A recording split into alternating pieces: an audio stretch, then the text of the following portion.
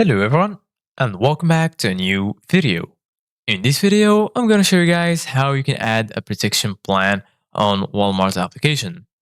So if you guys want to learn how to do it, just follow the steps that I'm going to show you. As you can see guys, I'm right now on Walmart application on my phone. So this is how the homepage looks like. As you can see guys, right here in the bottom, you're going to find all of these sections.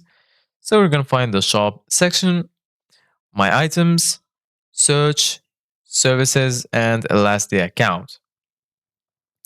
Here in the shop section in the top, you're gonna find your search bar, and you're gonna also find in the top right corner your card icon, and in the left you're gonna find the sign in if you want to sign in with your account.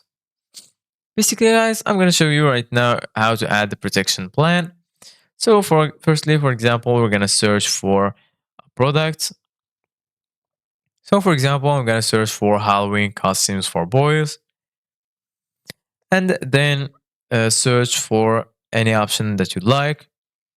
For example, I'm gonna choose this one, click on it, and then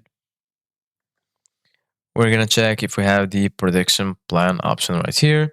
So we don't have it. I'm gonna search for another product. For example, PS5. The PS5 surely will have the protection plan option. So we're gonna scroll down. So I found it right here. As you can see guys, this is how the protection plan looks like. If you click on what's covered, you're gonna see all of the things that are covered by the protection plan. Right here, they're gonna say only one option can be selected at a time. You can either choose 3-year plan, which is by um, uh, $58, or the 4-year plan, which is $77. For example, I'm going to choose 4-year plan and then click on add to cart.